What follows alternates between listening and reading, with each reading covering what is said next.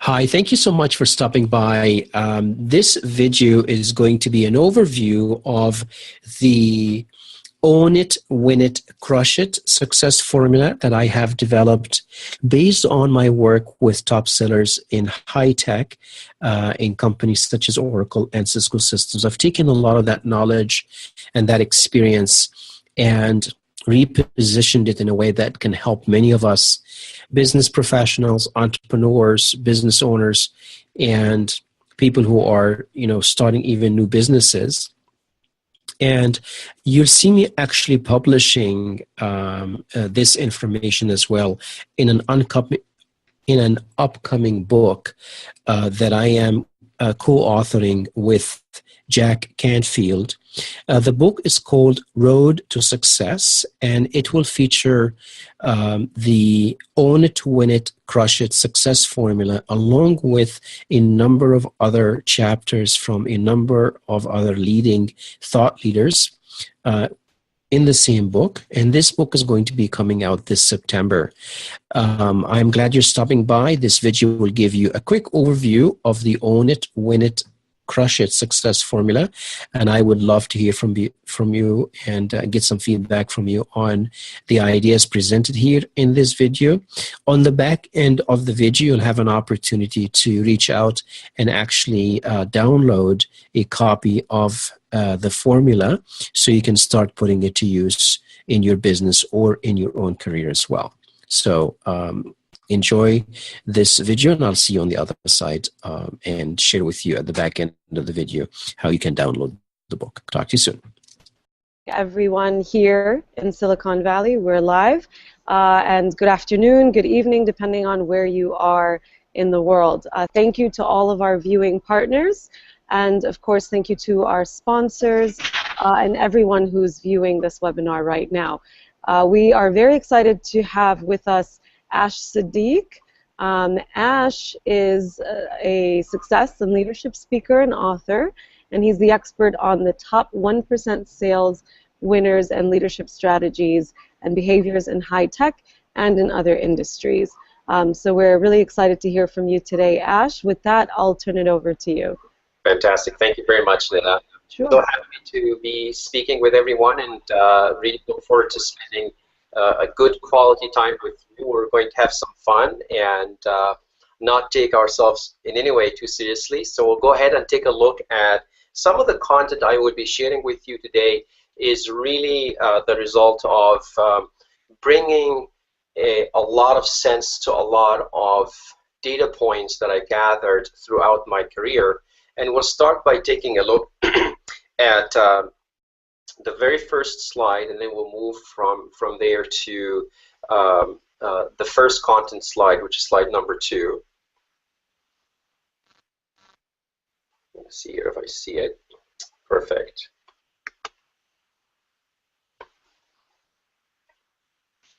So essentially the topic is to take a look at what are the fundamental things that really create success. And throughout my career, as I mentioned, I have been looking at how do you actually create success, consistently.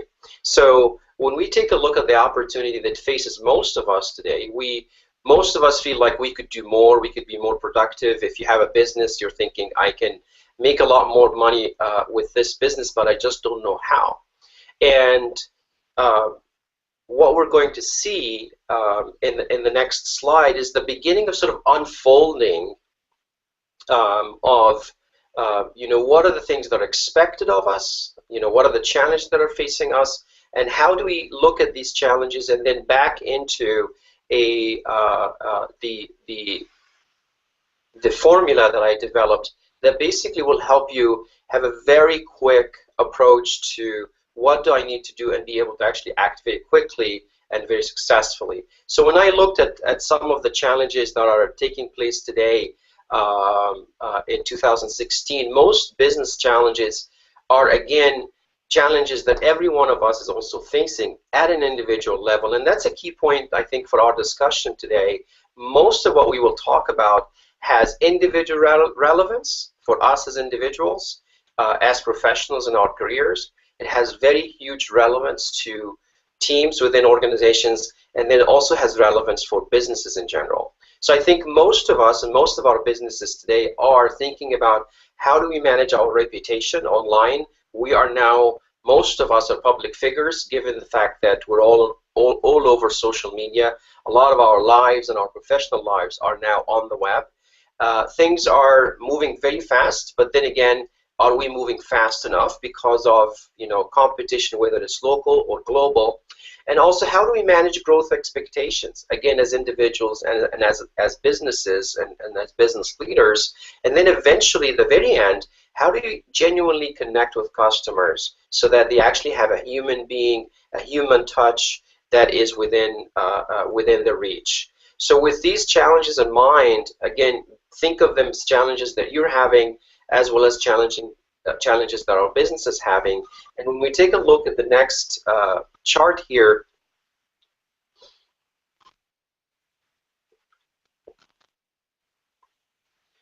so most of us, or at least some of us, you know, we feel stuck. You know, we're not making enough progress, and we want to do quite a bit more. And then if you are a business, most businesses you'll find suffer from what's called underutilization. A lot of businesses today have a whole lot more capacity. Most of them will tell you we can sell more, we can get more customers, we have employees ready to do more work. But again, most of us are feeling like we're not really at the optimal capacity that we're looking for. So that's the reality, and I'm hoping that some of the things that I would be sharing with you today, you can actually use them to really make a difference with this reality. So when we take a look at the next chart, and I'm going to go ahead and get rid of this jacket, which is pretty hot here up in Northern California. The solution that we have to think about, which I'm hoping to really arm you with today, is it has to be a simple solution. It has to be something that you don't have to be thinking too much about, but it really becomes part of who you are and how you do your business. So really we're trying to think about giving you almost like a new modus operandi, a new way of operating. So it has to be simple, it has to be powerful in the sense that wherever you are, whatever it is that you're doing, you can actually implement it, which means it can be done anytime, anywhere, it can stand the test of time, and it's going to produce the desired results that you're looking for, which means it's a very effective solution. And then the other thing is that it has to be very systemic in the sense that every time you do it consistently, it can be replicated and it has validity in it.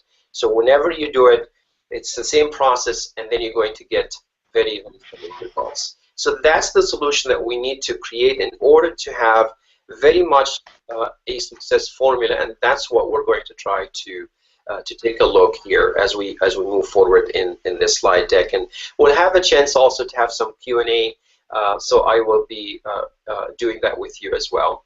So we'll go ahead and take a look at the next chart.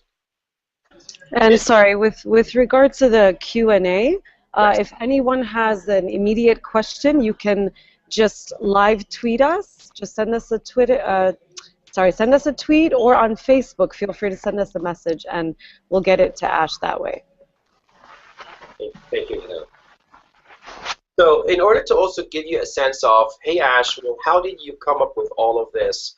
What's the background for all of this? And what I want to do here, I want to share with you my story, how I evolved over the years, and how we are here today kind of sharing with you this success formula. How did I end up developing that? At a very early age in Alexandria, Egypt, where I came from, I actually ended up working throughout the summers in many different kinds of jobs.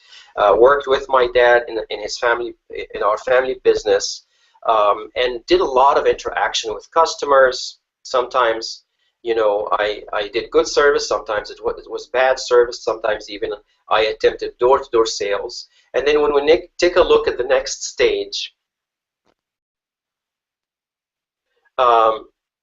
ended up going to college, and I ended up thinking, I think, until today, I think a little bit different than a lot of other people. So when I went to college, it wasn't about what topic do I like to study. I was very market-driven because of having worked at an early age with my dad, and understood that if you don't have something that somebody else wants, you're not in business. So when I went to do my studies, I had to basically focus on what is the thing that I can learn and then people would find useful, and I can turn that into a money-making opportunity. So I ended up joining the Faculty of Arts in Alexandria, studied actually English literature, and ended up teaching English in Egypt in schools, universities, academies, AUC, most of the well-known places in Egypt. That was the initial start, and then we'll take a look at the next phase where, and I'm also sort of like summarizing big portions of time here. The big lessons I think I took from that experience in Egypt is you have to think your target market first, then what the product is and what the service is, and then in all of those instances you're always selling. So you better start by learning how to sell yourself, which was a big part of the equation in any interaction, and then think about your customers' needs, whether it's the hiring manager's needs or you're trying to sell to a business, and then you come back and think about how can I tailor my solution and my product and my service to their needs. And then we look at the next stage of evolution. I shifted over to the US, and I started essentially thinking about all that academic world that I came from, and I started working in corporate America, focusing on helping organizations develop their people, so develop talent, training, skill development. And the key question that you always have when you're thinking about these things is how can you help somebody who is doing their job at a certain level of performance move to a higher level of performance?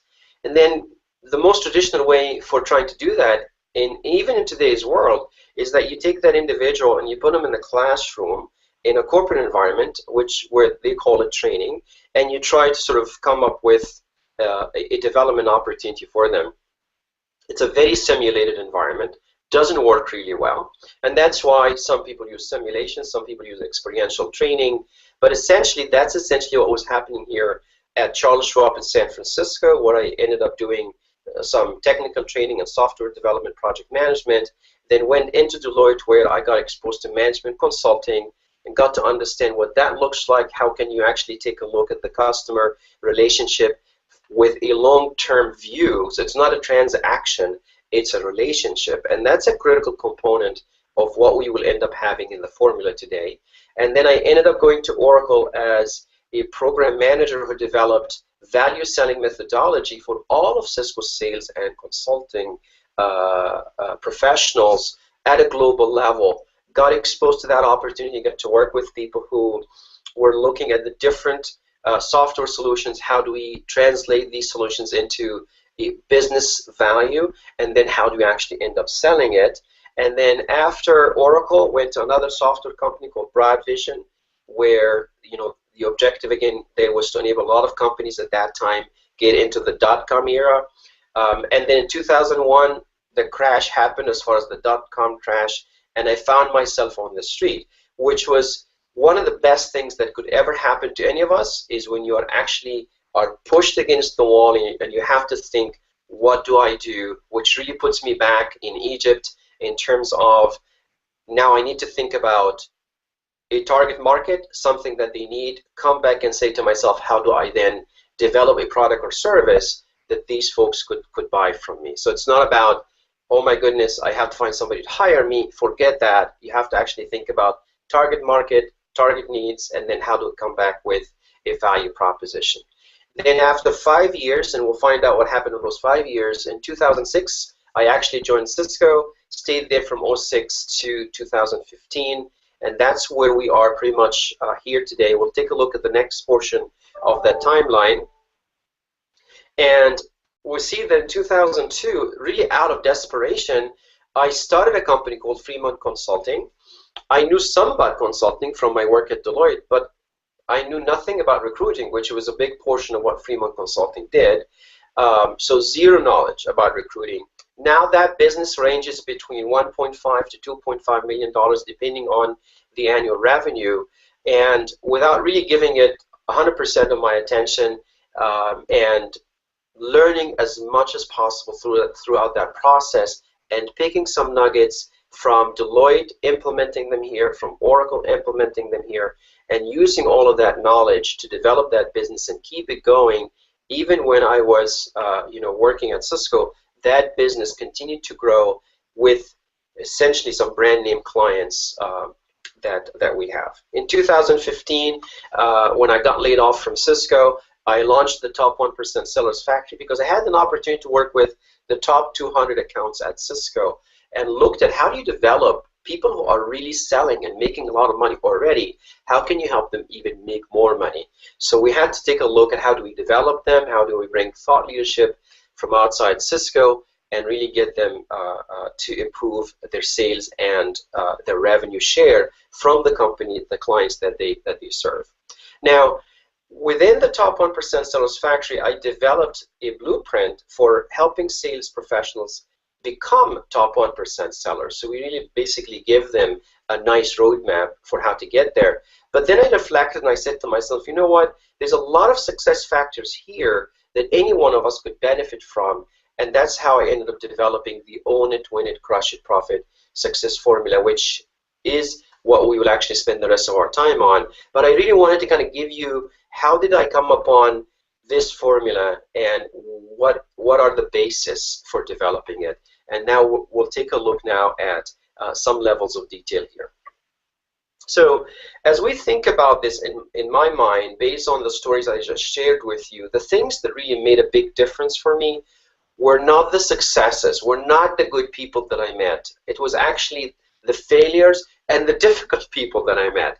So I am basically here saying adversity, failure, challenges are actually the best catalysts for your success. So the boss that fires you is much better than the boss who does not fire you. The colleague that gives you a hard time is much better than the colleague that doesn't give you a hard time. In fact, based on my experience, I want to go back and give these people huge hugs because they really forced me to think about, well, how do you sort of fix those dynamics, whether it's human relationship dynamics, business success dynamics, and how can you make sure that you create success out of these difficult scenarios. So the largest opportunity, I think, for all of us is to change what I'm basically calling the repertoire of mindsets, beliefs, behaviors to the better on a daily basis. And I know that's what you do anyway, but I want us to consciously think about, am I really making a difference here to the better, so that when you do that, you have a big chance of achieving a paradigm shift that will basically take you 10 times better than where you are today when you think consciously about making a change to the better in terms of how you're thinking about the world, how your beliefs are shaping your behavior, and then how can you actually create much better scenarios for yourself. We'll move forward. So again, as part of my experience, I had, of course, to look at a lot of human and peak performance business experts, take a look at a lot of the theories they talked about and the models. As I am working, as I'm being asked to develop, corporate development opportunities, whether it's for sales or leaders within Cisco, management, engineering, you name it. And that's essentially what I mentioned a bit earlier, that's really was the basis for the blueprint. And I think my intention was, take all that complexity and provide a simple yet very powerful way to think about the universe. And then with that thought process, we can then try to achieve much better success. So we'll move ahead. So now we come to, what is this formula that we're talking about? And we're calling it the Own It, Win It, Crush It, Profit Success Formula. Very important for us to start at the philosophy level. So what I'm really sharing with you now is that my view of the world in terms of how do you achieve success, and that view is based on a specific philosophy. And that philosophy starts with a very critical component, that the world is really based on long-term relationships and not transactions. If at any moment you're thinking, I'm going to interface with this person, interact with this person, and he or she is going to forget me, you're really not investing. And that's a big part of what we mean here by philosophy. And what I just mentioned is not on the slide, but you actually want to write that down in a big way, and then check my YouTube channel for the full course on mindsets. The second and most important philosophy is that if it's to be, it's up to me, which essentially means forget talking about, I wish my government does this, I wish my boss does that, I wish my dad does this. If you need to get anything done, a very big part of our philosophy in the Western world or even in the Arab world, and I'm sure you've seen this in your life, if you wanted to get anything done, if you did not take any action, it never happens. So that's a very important philosophy for us to adopt. If it's to be, it's up to me. And then the other piece, especially for us in the Western world, a lot of people on this side of the ocean think that they deserve a lot of things, that they are entitled to a lot of things. You have to start with, you know what, I don't deserve nothing, I'm not entitled to anything. If anything's going to happen, it's going to start with me. I have to take the action, I have to initiate it. And then the next piece is, you need to start by defining what you stand for. You have to stand for something. You have to have your own standards, which really formulate what your own brand is, whether you are an individual or a business. Again, everything we're talking about applicable to individuals as well as businesses. The other piece is that it is an outside-inside world. As I was trying to say earlier, don't think about what you got and what you're trying to sell, but rather find out what they want to buy and then think about how can I go sell it, right? So it's an outside-inside worldview. Give first, serve first, and then you get rewarded. Don't say, I'm going to wait till they give me something, but rather, what value can you actually bring? Then the next one, which is a phenomenal piece of advice, the way you do anything is the way you do everything. And this one, it's going to stop your tracks every time you're going to try to take some shortcuts. Every time you're going to try to not treat someone really well. Every time you're going to try to get a project done without the quality level it should be done, right? So when you remember this, every time you do anything, you're going to have to do it in a way that somebody will say, Ash came this way, he did this for us, my God, it's amazing, we still remember to this day, right? That's the kind of experience you want to create. Then the next piece is, it all starts inside your embedded system, your operating system right here, your thought process, right? Your mindset, your beliefs and attitudes. A lot of your actions on a daily basis are starting all the way on the inside. So you want to, as much as possible, try to uncover what's going on here and then see how it shows up. You also have to get very selective. Some of the thought processes, some of the mindsets, some of them, you got to trash them, right? It's almost like, again, your operating system. Some of those code pieces are not good anymore, and you're going to have to get very selective. You're going to pick what's proven to work and shed off the others. And hopefully you can do this on a consistent basis and very regularly. Then the last one, very critical for all of us to memorize this piece, which is time kills all deals, which essentially means nobody's going to wait for you, right? If you don't work on an opportunity fast enough, it's going to disappear. Everything that you're supposed to do, be very conscious of being very fast, because nobody waits for nobody. And what that essentially means is the faster you are, the more efficient you are, the more effective you are, the more successful you are. So with all these philosophies in mind, all these views in mind, we're now going to take a look at the formula itself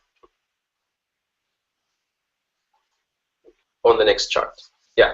So this is the formula. We start with 3 levels of mastery. And again, that's based on my looking at, all the way back in Egypt, looking at university students or even, high school students to, managers at Oracle, managers at Broad Vision, sales professionals at Oracle, sales professionals at Cisco, senior leadership at Cisco.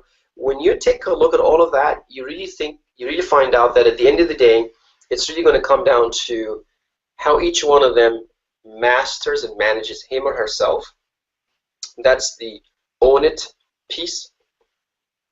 The second piece is how do we create value, which essentially means whatever it is that you as a professional bring to the table.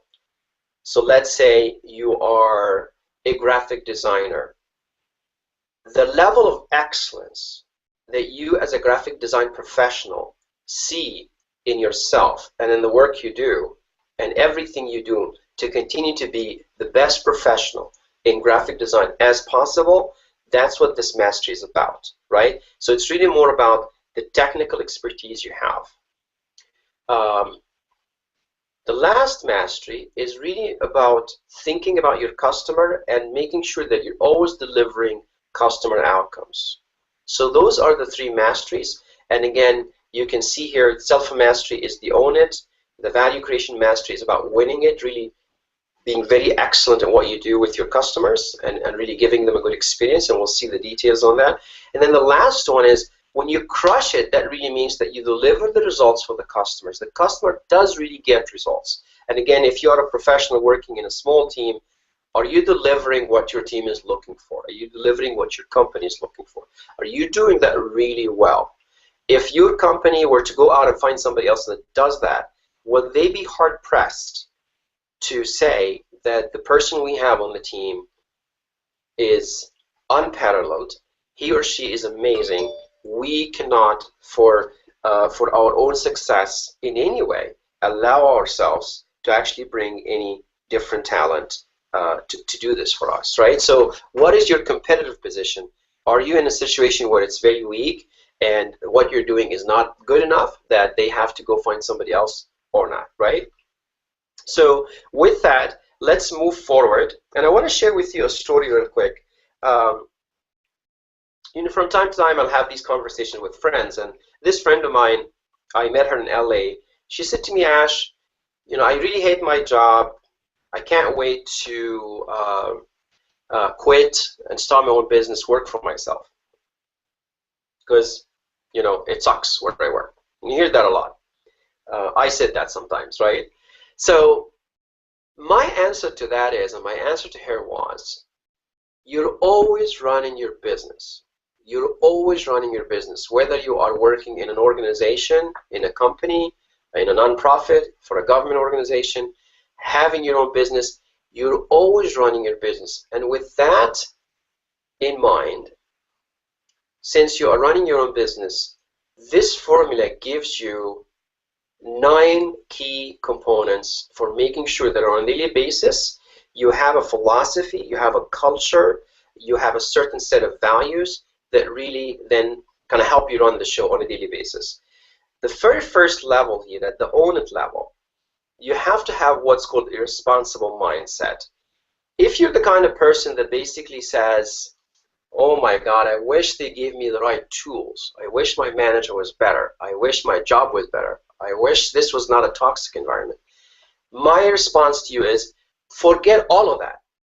None of that matters. What matters is, what are you going to do today to make a difference? So if you're the kind of person who has a victim mindset, you're wasting your energy. You're wasting amazing, amazing opportunity of being in this universe on a daily basis. So it's very important for us to start at that responsible mindset. And again, on YouTube, you'll find me explaining this a bit more. The second mindset is the abundance mindset, very critical for, again, owning it. And the abundance mindset has 2 sides of a coin. The first one is you actually see yourself as this amazing, amazing powerhouse of potential, which means every day you're trying to really get more of that potential out of yourself. And that potential is abundant. There's just so much in you that you can really get out. The second side of that coin is to really see the whole universe as abundant, in the sense that there's a ton of opportunities, there are a ton of jobs, wherever you are. And I know some of us are in very tough environments. But at least if you start with that in mind, that you can make a huge difference and you can go out and create opportunities that may not even exist, that's where you want to play. You know, you want to think of yourself as a creator of opportunities rather than someone who is a recipient of opportunities. The reason why we say this is that we are picking the power position versus the passive, I'm going to sit here at the coffee shop and wait for a job to come by, right? So when you are the creator, you can get together with a few friends and start a company. You can get together with another friend of yours and put some money together and start a business. You can knock on the doors of a business owner and say, I can make a difference in your business, and here's how. You have to think unconventionally. If you want to achieve unconventional success, you got to have to think unconventionally. And that's really where these mindsets are very critical. There are hundreds and hundreds of ways to think about the world, and I've tried to pick the 3 for you that make the huge difference. The third mindset is the consultative mindset, which essentially means you have to see yourself as a servant of service to others, that in every interaction it's really more about how can I help you? How can I help you achieve your own success? It's not about me, me, me, me, me, because that's when you lose it. It's really more about them, them, them, them, and what you could do for them. And when you help them succeed, then you're going to get that success sort of giving off and rubbing off on you. Then we take a look at this mastery, we summarize it. That's why we're calling it Own It. When you own it, nothing in the world is going to stand in your way. You really are the driver. You are in the driver's seat. You make a difference every day. You get up and you've got this sort of control over your day versus being a victim and somebody who's just waiting for things to happen. When we take a look at the second mastery, which we're basically calling it the Win It Mastery, and again, as I mentioned, it's really more about you delivering an amazing service or product. But it starts with having this service mindset, right? A service orientation. And in order to have a service orientation, we need to start with sort of how do we define who we are, what we do, what quality level are we going to do this. So if I'm a graphic designer again, I'm going to basically say I'm going to be the best in town. I'm going to have the best accounts. And when people work with me, they will get the best graphic design ever, right? That's like religious way of looking at what is it that you stand for. Then the second one, which is the differentiated service offer, is how your graphic design service will be a whole lot better than anybody else's. When people work with you, what experience are they going to get? What quality level are they going to get? And then number 3, are they going to remember you the next time they need this stuff? And again, even if you're working within an organization on a team and you're thinking, you know, what is it that I do for them? You have to find out, are you the project manager? Are you the accountant? Are you the business analyst? Are you the software developer? And think of that service and how memorable the experience is for everybody that is on the receiving end of what it is that you do. And how memorable is this experience going to be? Are they going to think of you the next time they think of an amazing software developer? Or are they going not to think of anybody? So you have very much like how you think of all the amazing brands globally, Apple or any other brand. When you think about a fantastic UI, you're thinking Apple. When you're thinking about a fantastic hotel experience, you're thinking the Ritz, right? So again, when you're thinking software developer, are you thinking Kareem? Are you thinking John? Are you thinking Kathy? Are you thinking Susie? Who is it that comes up to mind? And I think your own challenge is to make sure that when they think about what you do, your name comes up. If it doesn't come up, we have work to do. The very last stage when we think about crushing it is about an excellence mindset, which really summarizes everything we talked about so far. When you have an excellence mindset, when you have a focus on creating a customer wow factor, then you realize, my goodness, this is just going to be amazing. For me as I do it, because it's going to be enjoyable, and also for my customer, because my customer will feel like they're getting the best experience ever. And when all of that happens, we start to be on the receiving end of what we basically call sort of like putting your business and your career on autopilot. You start getting repeat business. When people think of, you know, needing graphic design or software development, they call you up, they email you, they text you. Hey, buddy, I've got this opportunity. So you start getting repeat business from the same people you've done business with. And here's where it gets really sweet, when you start getting new business based on referrals from the people that you've done business with. Or somebody looks you up and finds you and they can see the amazing results that you've achieved for others. That's when you're crushing it. That's when you're not struggling every day. That's not when you're struggling for your next job opportunity. You're not struggling for your next customer. Most businesses, most professionals are not thinking about the next opportunity. When they are working on a specific opportunity, they are not aware of the fact that they need to be doing what they're doing today in a way that creates the next opportunity, that brings in the next customer, right? So when you go to any store in the US, and I know now almost everywhere else, people say to you, thank you for your business. Are you doing that? Are you doing it in a way that people will say thank you for your service, right? So this formula really simplifies a very big universe into three things. You got to own it, you got to win it when you do it, and you got to crush it in a way that you get more business and repeat business as well. So I know I went through a lot. We're going to, I think in the next few slides, we're going to try to go very quickly, and then we have an opportunity for Q&A. So where do you start? You start by coming up with a future vision for yourself, if you're thinking of yourself as an individual, if you're thinking of your team, or if you're thinking of your business. You have to think about, okay, I've heard what Ash said. I also have a lot of learning and knowledge and a lot of other data points from a lot of sources.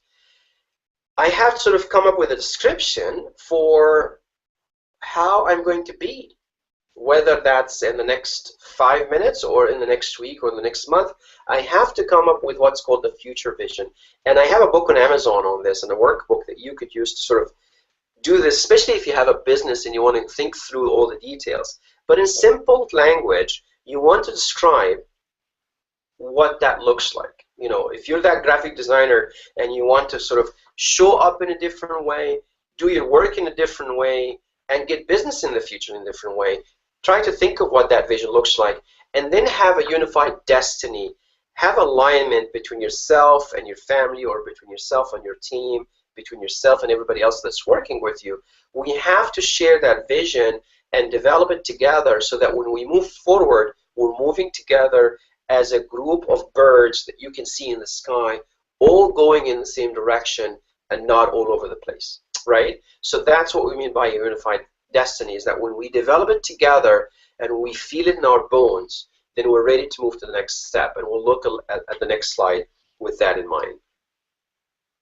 So I was listening to this discussion on YouTube, C-suite panel, and Linda Boff, who is the Chief Marketing Officer at GE, was talking about the changes that are happening in GE and how they need to have people from the future in all organizations. And here's what she means by this. When you're developing a vision, as we were just saying earlier, what you want to do is as you think about that vision, you have to realize that even you yourself, you're not that person yet, or you're not that business yet, or you're not that organization yet. So what you want to do is you want to, with your own imagination, literally travel in space and in time to that vision, and you want to stand there, you know, and just look around. Look around. What do you see? What do you hear? What are people saying? Right? How are you feeling? And what are you thinking? And if you're looking yourself up on the web, what are you reading? What's written on LinkedIn? What does your bio say? If you were to go talk to a colleague, what is she or he going to say when you ask them, can you please give me a recommendation? Can you become my reference? What are they going to be saying? Think about all these words, all these sounds, what the things you're going to see, the smiles on their faces, right? Because they have just had an amazing experience working with you. And then you want to come back, and then you're going to say, okay, I see what that looks like. And you want to come back, and you want to think about, in order to get there, I now see what the delta is, right? But the beauty of traveling in time is this excitement. I am feeling it right now. This excitement of seeing what that better future looks like, and it just warms you up. And then all of a sudden you're so excited you want to get there, and then you start taking action that's going to get there.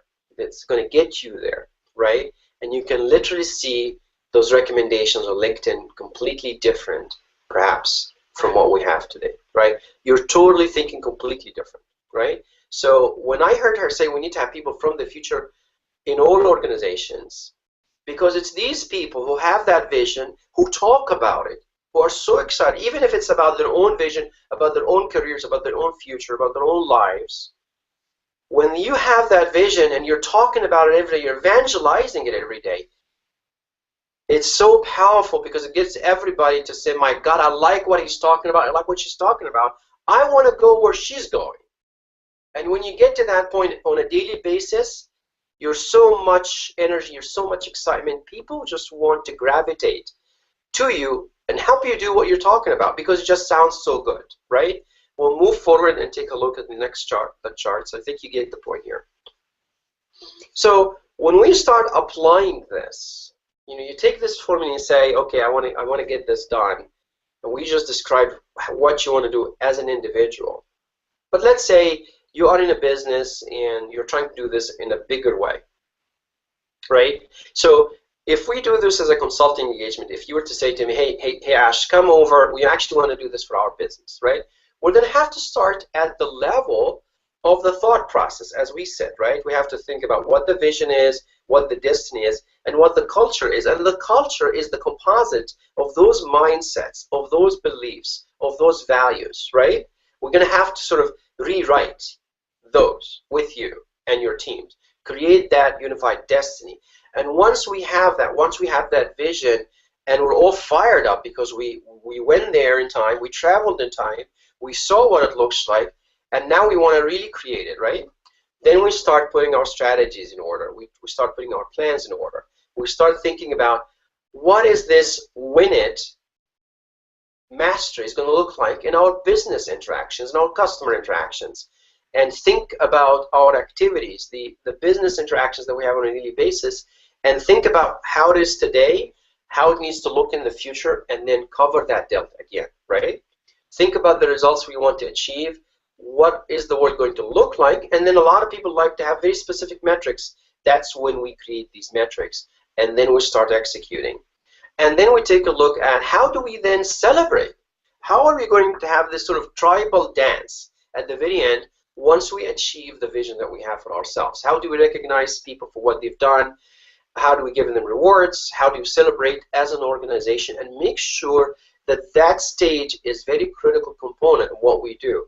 Don't take anything for granted, right? Don't even take yourself for granted. Don't take anybody around you for granted. They can literally leave, right? They can go find another job, another opportunity, start their own business. If you don't focus on making sure that you recognize them and make sure that they understand and see how they are part of that future vision and how what they do on a daily basis is very critical for us to get there, right? So we also certify consultants, employees who want to do this internally. We give them the tools, we give them the content in order for them to actually get this done internally. But I want you to think of this as simple as possible. Literally, if you start adopting these mindsets, and then based on those mindsets, you start thinking about what actions do I need to do in order to actually showcase to people that I'm now a believer in these mindsets, everything you do is going to change.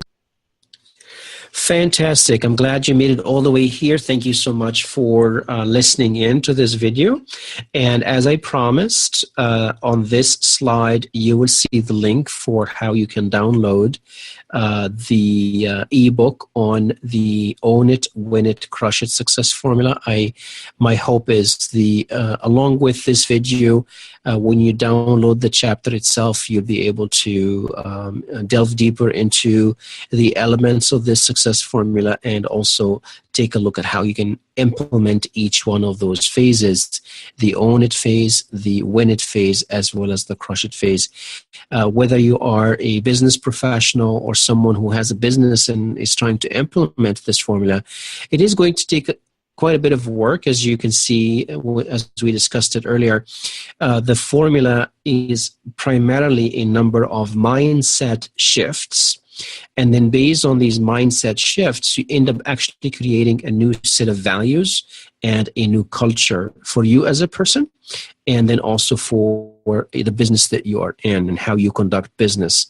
And in order to really succeed across those three phases, the Own It, Win It, and Crush It phases, then you'll need to start sort of looking at what you do on a daily basis and how you can actually lead change, so that eventually, everything you do will kind of speak to the fact that now you're implementing this success formula and you're seeing the results of that formula as well.